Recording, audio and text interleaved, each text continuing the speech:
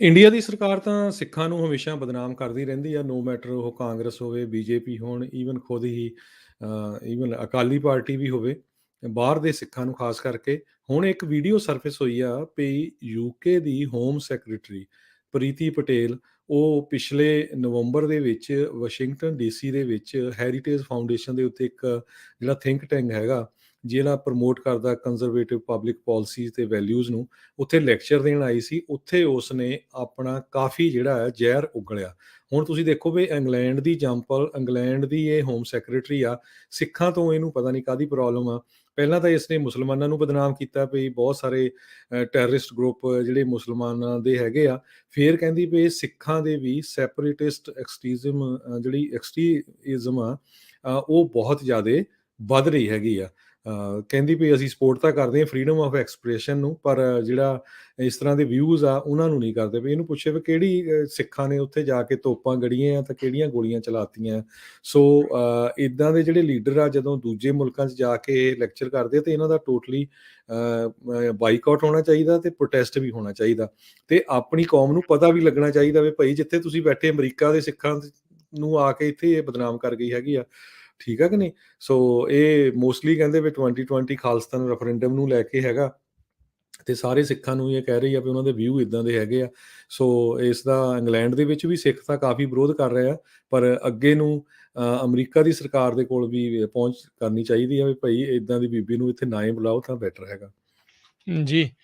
West Midlands 3 case ਸਭ ਨੂੰ ਜਿਹੜਾ ਉਹ ਯਾਦ ਹੋਣਾ, ਜਿਸ ਦੇ ਵਿੱਚ 3 ਜਿਹੜੇ ਬ੍ਰਿਟਿਸ਼ ਨਾਗਰਿਕ ਉਹਨਾਂ ਦੀ ਹਵਾਲਗਿਰੀ ਭਾਰਤ ਨੂੰ ਦੇਣ ਦੇ ਵਿੱਚ ਬੜੀ ਕਾਹਲੀ ਸੀਗੀ। ਜੀ ਸੋ ਕਹਿੰਦੇ ਵੀ ਹੁਣ ਉੱਥੇ ਦੇ ਇਮੀਗ੍ਰੇਸ਼ਨ ਜਾਂ ਇਦਾਂ ਦੇ ਕਾਨੂੰਨ ਜਿਹੜੇ ਸਿਟੀਜ਼ਨਸ਼ਿਪ ਵਾਲੇ ਕਾਨੂੰਨ ਦੇ ਵਿੱਚ ਇਹ ਤਬਦੀਲੀ ਲਿਆਉਣ ਦੀ ਕੋਸ਼ਿਸ਼ ਕਰਦੇ ਆ, ਜਿਸ ਦੇ ਲਿਆਉਣ ਦੀ ਕੋਸ਼ਿਸ਼ ਇਹਨਾਂ ਦੀ ਚੱਲ ਰਹੀ ਆ, ਜਿਸ ਦੀ ਇਹ ਮੁੱਖ ਸੂਤਰਧਾਰ ਇਹ ਬੀਬੀ ਬਣੀ ਪਈ ਹੈ ਪ੍ਰੀਤੀ ਪਟੇਲ, ਜਿਸ ਦੇ ਵਿੱਚ ਦਿੱਤੀ ਗਈ ਨਾਗਰਿਕਤਾ ਨੂੰ ਅਜਿਹੇ ਕਾਰਨਾਂ ਦਾ ਹਵਾਲਾ ਦੇ ਕੇ ਜਿਹੜਾ ਉਹ ਵਾਪਸ ਲਿਆ ਜਾ ਸਕਦਾ ਆ ਤੇ ਐਕਸਟਰਾਡਾਈਟ ਜਿਹੜਾ ਉਹ ਕੀਤਾ ਜਾ ਸਕਦਾ। ਇਹ ਬੜੀ ਮਾੜੀ ਇਹ ਗੱਲ ਹੈਗੀ ਆ। ਕੰਜ਼ਰਵੇਟਿਵ ਪਾਰਟੀ ਜਿਹੜੀ ਉੱਥੇ ਦੀ ਆ, ਦੇਖੋ ਕਈ ਚੰਨ ਜਿਹੜੀ ਇਸ ਟਾਈਮ ਉਹ ਚਾੜ ਰਹੀ ਹੈਗੀ ਆ। ਇੱਥੇ ਵੀ ਦੇਖੋ ਅਜਿਹੀ ਇੱਕ ਕਾਨਫਰੰਸ ਤੇ ਆ ਕੇ ਕੀ ਕੁਛ ਜਿਹੜੀ ਉਗਲ ਕੇ ਗਈ ਆ। ਸੋ ਇਵੈਂਚੁਅਲੀ ਇਹ ਸਾਰੇ ਹੀ ਪਾਸੇ ਇੱਕੋ ਜਿਹੀ ਜਿਹੜੀ ਸੋਚ ਇਦਾਂ ਲੱਗਦਾ ਵੀ ਰੱਖ ਰਿਹਾ ਵੀ ਮਾਈਨੋਰਟੀਜ਼ ਨੂੰ ਜਿਹੜੀ ਅਸੀਂ ਰੋਲ ਕੇ ਰੱਖਣਾ ਆ। ਪਤਾ ਨਹੀਂ ਇਹਨਾਂ ਦਾ ਜਿਹੜਾ ਉਹ ਬਣਨਾ ਕੀ ਆ।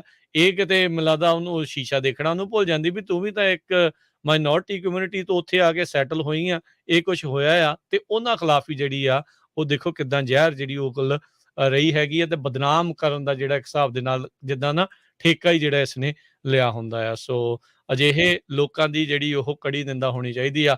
ਸੋ ਇਸ ਲਈ ਆਪਾਂ ਹਮੇਸ਼ਾ ਕਹਿੰਦੇ ਹੁੰਦੇ ਜਦੋਂ ਵੀ ਨਾ ਕੋਈ ਵੀ ਲੀਡਰ ਜਾਂ ਕੋਈ ਬਣ ਰਿਹਾ, ਖਾਸ ਕਰਕੇ ਜਦੋਂ ਕੋਈ ਆਪਣੀ ਕਮਿਊਨਿਟੀ ਚੋਂ ਅੱਗੇ ਆ ਰਿਹਾ ਹੁੰਦਾ ਆ, ਉਹਦੀ ਵੀ ਪੁੱਛ ਪੜਤਾਲ ਦੇਖਣੀ ਚਾਹੀਦੀ ਵੀ ਕੌਣ ਹੈਗਾ, ਕੀ ਉਹਦੀ ਸੋਚ ਆ, ਕਿੱਦਾਂ ਦੇ ਜਿਹੜੇ ਉਹ ਹੈਗੇ ਆ।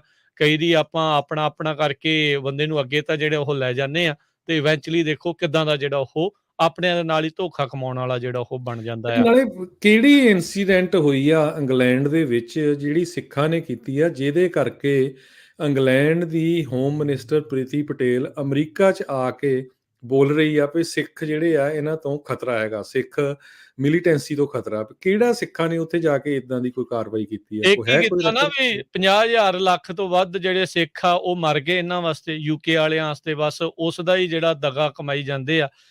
ਉਹ ਇੱਕ ਤਾਂ ਵਿਚਾਰੇ ਮਰ ਗਏ ਤੇ ਬਾਅਦ ਚ ਹੁਣ ਉਹਨਾਂ ਨੂੰ ਜਿਹੜੇ ਆਏ ਆ ਰਹਿ ਰਹੇ ਆ ਉਹਨਾਂ ਨੂੰ ਵੀ ਜਿਹੜਾ ਉਹ ਅਹਿਸਾਸ ਨਹੀਂ ਦੇ ਰਹੇ। ਜਦੋਂ 1984 ਦਾ ਕਤਲੇਆਮ ਹੋਇਆ ਉਦੋਂ ਦੀ ਜਿਹੜੀ ਥੈਚਰ ਸੀਗੀ ਉੱਥੋਂ ਦੀ ਪ੍ਰਧਾਨ ਮੰਤਰੀ, ਉਹਨੇ ਪੂਰਾ ਸਾਥ ਦਿੱਤਾ। ਇੱਕ ਵਾਰੀ ਵੀ ਨਾ ਸੋਚਿਆ ਵੀ ਸਿੱਖਾਂ ਨੇ ਖੂਨ ਡੋਲਿਆ ਇਸ ਜਿਹੜੇ ਤੁਹਾਡੇ ਮੁਲਕ ਦੇ ਲਈ। ਤੇ ਇਹ ਹੋ ਗਿਆ ਉਧਰ ਆਪਣੇ ਗਵਾਂਢੀ ਮੁਲਕ ਕੈਨੇਡਾ ਚ ਵੀ ਹੈਗੇ ਇੱਕ ਦੋ ਜਿਹੜੇ ਪੱਤਰਕਾਰ ਉਹ ਇਦਾਂ ਦੇ ਉਗਲਦੇ ਰਹਿੰਦੇ ਆ। ਕੈਲੀਫੋਰਨੀਆ ਚ ਵੀ ਹੈਗੇ ਆ ਕਈ ਜਿਹੜੇ ਲੀਡਰ ਜਿਹੜੇ ਬਣੇ ਨੇ ਉਹ ਇਦਾਂ ਦੀਆਂ ਗੱਲਾਂ ਜਿਹੜੀਆਂ ਉਹ ਕਰਦੇ ਆ। ਸੋ ਨਜ਼ਰਾਂ ਖੁੱਲੀਆਂ, ਅੱਖਾਂ ਜਿਹੜੀਆਂ ਆ ਉਹ ਖੋਲ ਕੇ ਰੱਖਣੀਆਂ ਚਾਹੀਦੀਆਂ, ਕੌਣ ਕੀ ਜਿਹੜਾ ਆ ਉਹ ਕਰ ਰਿਹਾ ਆ। ਧਿਆਨ ਜਿਹੜਾ ਇਸ ਦੇ ਪ੍ਰਤੀ ਪੂਰਾ ਦੇਣਾ ਚਾਹੀਦਾ ਆ। ਸੋ ਬਹੁਤ ਮੰਦਭਾਗੀ